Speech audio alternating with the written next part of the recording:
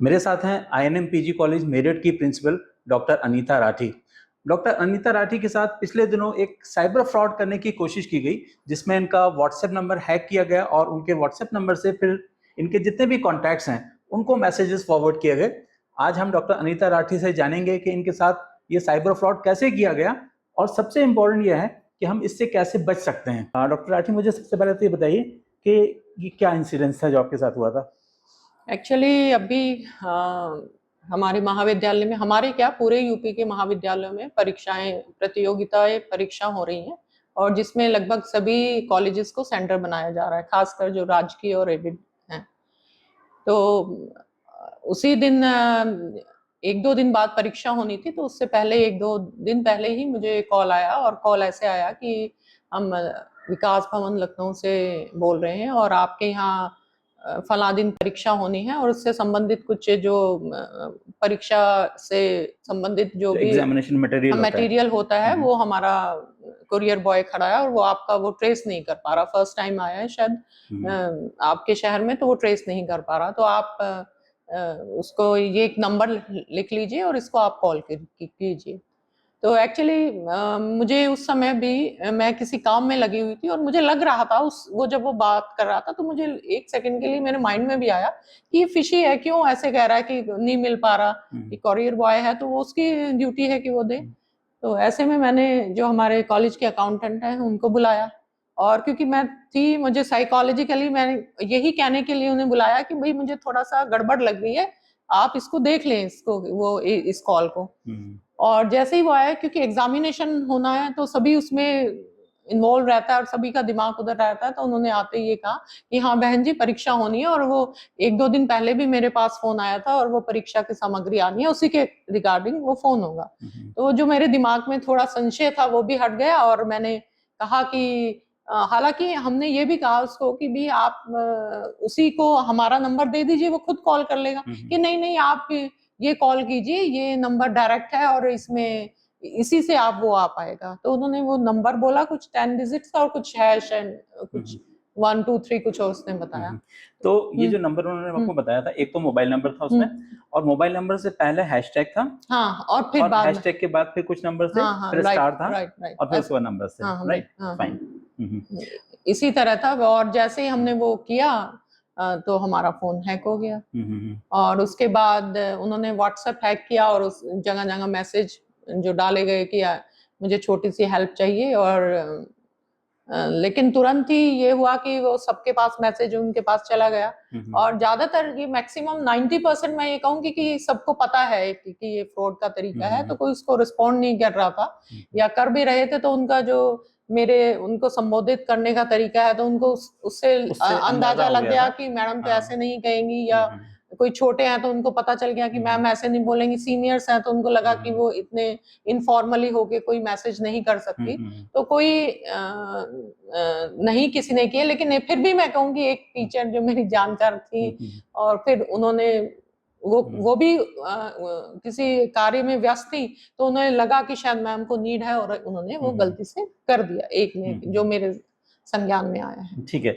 अच्छा, इसमें दो एस्पेक्ट्स हैं। एक एस्पेक्ट तो यह है कि जब आपका फोन हैक किया गया या आपका व्हाट्सएप हैक किया गया, उससे हम कैसे कैसे बच सकते हैं। और दूसरा एस्पेक्ट ये है कि अगर किसी के पास ऐसा मैसेज आता है जिसमें उससे पैसे मांगे जाते हैं, वो उससे कैसे बचा जा सकता है। तो ये दो एस्पेक्ट्स हैं इसके अंदर। तो सबसे पहले तो आप मुझे बताइए कि आपका जब फोन हैक हुआ था तो आपका फोन हैक किया गया था या जस्ट आपका व्हाट्सएप हैक हुआ था? नहीं, व्हाट्सएप हैक हुआ था मेरे, और मेरे व्हाट्सएप हैक करके ही मैसेज दूसरों को भेजे गए थे। हालांकि मुझे विद इन 10, क्योंकि मेरे साथ जो अकाउंटेंट आया था उसने भी उससे मिलाया तो उसका भी हैक हो गया था। अच्छा। तो हम दोनों का ही हैक हुआ था। हालांकि मुझे 10-15 मिनट में पता चल गया था कि मेरा फोन हैक हो गया, क्योंकि जो भी मैं कॉल कर रही थी तो वो हैकर के पास जा रही थी मेरी। जो आप कॉल कर रहे थे? मैं जिसको भी कॉल कर रही थी और खासकर अमित को मैंने कॉल किया, जो हमारे अकाउंटेंट हैं उनको कॉल किया, तो उनका भी फोन मैं कॉल मिला ली तो उनको ही कॉल जा रही थी और वो बार बार बोल रहे कि मैम अभी तक आपने उसको मैसेज नहीं किया। तो मैं समझ गई थी कि ये मेरा फोन हैक हो चुका है। तो मैंने उस समय जो मुझे समझ आया, मैंने अपना फोन स्विच ऑफ कर दिया तो अगर आप अपना नंबर ऑफ भी कर देते हैं, अगर आप स्विच ऑफ भी कर देते हैं, तब भी व्हाट्सएप उनके पास एक्टिवेटेड होता है एक्टिवेट कर लिया था उन्होंने और दोबारा। व्हाट्सएप के थ्रू वो मैसेजेस फॉरवर्ड कर रहे थे।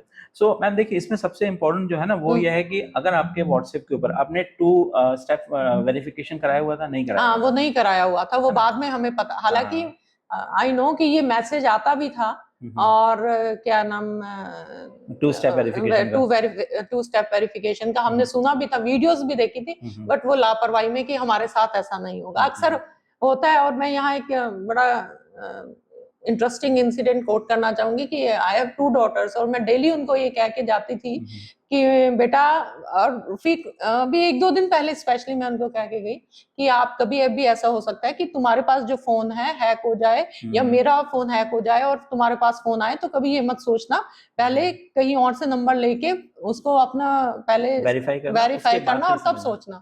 और वो बाद में ये कह रही कि मम्मी आप मुझे डेली कहती हो और खुद आपने फोन अपना उस फ्रॉड में फंस गए। तो मैम एक्चुअली ये जो फ्रॉड है, ये जो आजकल बहुत ही कॉमन हो गया है, जिसमें व्हाट्सएप हैक करके और मैसेजेस फॉरवर्ड किए जाते हैं, स्पेशली जो कॉन्टैक्ट्स होते हैं उनको, ये बेसिकली एक प्रोफेशनल काइंड ऑफ फ्रॉड है, जिसके अंदर के जो स्कैमर्स हैं वो मार्केटिंग स्ट्रेटजीज भी इसमें इंप्लीमेंट करते हैं, टेक्नोलॉजी भी इसमें इन्वॉल्व होती है, उसके साथ साइकोलॉजी भी इसमें इन्वॉल्व होती है। आपके साथ जो फ्रॉड हुआ था उसमें स्कैमर ने 25,000 रुपीज का अमाउंट मांगा था। वो आपके अपने स्टेटस के अकॉर्डिंग था, क्योंकि एक कॉलेज की प्रिंसिपल किसी से 5-10 हजार रुपए तो नहीं मांगेगी। लेकिन और भी लोगों के साथ जो फ्रॉड हुआ है, अभी अजीत अंजुम एक बहुत ही सीनियर पत्रकार हैं, उनके साथ ये सेम काइंड ऑफ फ्रॉड हुआ, और वो खुद जबकि अपने वीडियोस के अंदर एजुकेट करते हैं, लोगों को बताते हैं कि इस तरह के साइबर फ्रॉड से कैसे बचा जाए, और खुद उन्होंने 10-12-15 हजार रुपए इसमें उस स्कैमर को दे दिए इसी फ्रॉड के अंदर। तो इसमें बेसिकली क्या होता है कि जैसे जो जिसका व्हाट्सएप हैक किया जाता है, उसका स्टेटस क्या है, उसके अकॉर्डिंग उसके जो कॉन्टैक्ट्स हैं उनको वो लोग वैसे ही मैसेज फॉरवर्ड करते हैं।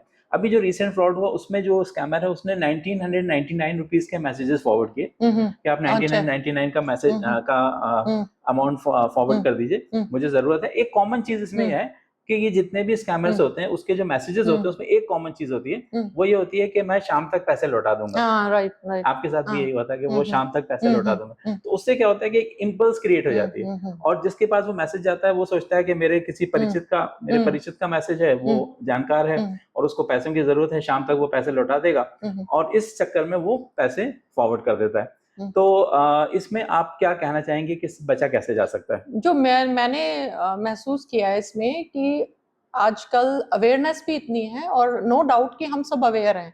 ये जो इंसिडेंट हुआ मेरे साथ, मैं फुली अवेयर थी, और जबकि उसने कॉल किया मुझे, मैं बता रही हूँ कि मुझे लग रहा था कि वो फेक है, मतलब उसके बावजूद मैं इसमें इन्वॉल्व हो गई, या उन्होंने मेरा फोन हैक कर लिया।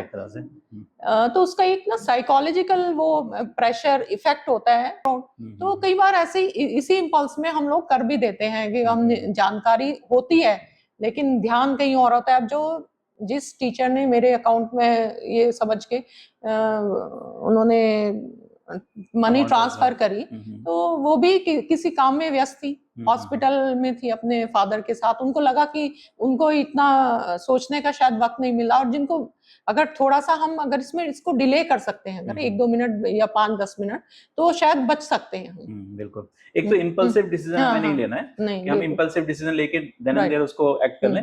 दूसरा यह है कि इसमें एक और इम्पोर्टेंट पॉइंट है, वो यह है कि जब भी कभी आपके पास स्कैनर आता है जिसमें आपको अमाउंट भेजने के लिए कहा जाता है, तो वो उस बंदे का स्कैनर नहीं होता जिसके नंबर से आपके पास मैसेज आया है। अच्छा। जब आपके नंबर से लोगों के पास मैसेजेस जा रहे थे, तो वो आपका स्कैनर नहीं था। अगर वो कोई भी उस क्यूआर कोड को स्कैन करेगा, बिल्कुल किसी और का था, बिल्कुल किसी और का था। तो ये भी एक सोचने की बात होती है कि अगर आपने किसी से पैसे मांगे हैं, तो वो डेफिनेटली आपके अकाउंट में आने चाहिए, किसी और के अकाउंट में नहीं जाने चाहिए। तो ये एक पॉइंट है जिसको कि हमें ध्यान में रखना चाहिए। दूसरा पॉइंट, सबसे इंपॉर्टेंट जो पॉइंट है, वो यह है कि हमारा व्हाट्सएप हैक ना हो, उसके लिए 2 स्टेप वेरिफिकेशन इज नेसेसरी। सो कभी भी किसी के साथ अगर इस टाइप का फ्रॉड होता है, तो वो उसका पहला रीजन ये होता है कि उसका व्हाट्सएप हैक किया गया होता है। तो अगर आप चाहते हैं कि व्हाट्सएप हैक ना हो, तो इसलिए 2 स्टेप वेरिफिकेशन करा के रखें। और दूसरी बात, फिर किसी के पास भी अगर ऐसा मैसेज आपके पास आ रहा है, तो उस मैसेज के अंदर आप ये चीज वेरीफाई कर लें कि पैसे देने से पहले आप उस बंदे से बात कर लें और थोड़ा टाइम लें। मेरा थोड़ा ये सा मानना time है लें। कि 2-3 मिनट, अगर 4 मिनट हम, तो उतने में हमें समझ आ जाता है कि, लेकिन हम कहीं बिजी हैं तो हम वो फटाफट कर देते हैं और तभी हमें लॉस होता है या नुकसान होता है इसमें, और वो हमारा फायदा उठा लेते हैं उस चीज राइट। का। अच्छा, अभी आप मुझे बता रही थी कि अभी एक और कॉलेज की प्रिंसिपल है, उनके साथ भी अभी हुआ। कल की बात है, मैं व्हाट्सएप देख रही थी, हमारे शायद कानपुर में है पंकज छाबड़ा जी, प्रोफेसर, उनके साथ भी इसी तरह है, क्योंकि वो एग्जाम होना था हमारे 21 तारीख को एग्जाम हुआ, तो उससे एक दिन पहले शायद 20 को वो बता रही थी कि यही आया कि विकास भवन से हम बोल रहे हैं, लखनऊ से, और ये कुरियर बॉय खड़ा है और वो उन्होंने मटेरियल एग्जामिनेशन का देना है, तो उसी बिल्कुल उसी पैटर्न पे और वही उनको मैसेज है जो उनके जो फ्रॉड किया जिन्होंने, वही कि एक छोटी सी हेल्प चाहिए, और ये उनके व्हाट्सएप द्वारा सबको भेजा गया। तो बेसिकली सबसे पहली चीज तो ये है कि हम अपना व्हाट्सएप को 2 स्टेप वेरिफिकेशन करके रखें। जो भी मैसेजेस हमारे पास है, लिंक हमें कोई भी क्लिक नहीं करना है बिना सोचे समझे, और उसके बाद जो भी मैसेजेस है उनको हम पहले वेरीफाई करें, वेरीफाई करने के बाद ही उस पर एक्ट करें। और सबसे इंपॉर्टेंट बात जो आपने बताई वो ये कि हम कोई भी डिसीजन लेने से पहले थोड़ा सा टाइम दें, इम्पल्सिव डिसीजन नहीं लें। और ये जितने भी फ्रॉड्स होते हैं, ये ऐसे लोगों के साथ फ्रॉड्स हुए हैं जो अपने आप को बहुत समझदार समझते हैं। हम उनसे ये एक्सपेक्ट नहीं करते कि उनके साथ ऐसा फ्रॉड हो सकता है। आपसे कोई एक्सपेक्ट नहीं करता कि आपके साथ फ्रॉड किया जा सकता है, लेकिन आपके साथ भी हो गया, और भी दूसरे लोग जिनके साथ अवेयर होते हुए हो गया। तो फिर जनरल पब्लिक का तो हम कुछ कह ही नहीं सकते, आम आदमी के साथ तो कुछ भी हो सकता है।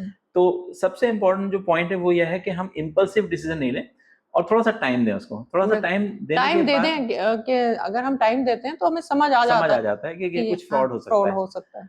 Thank you so much for talking to us. Thank you so much.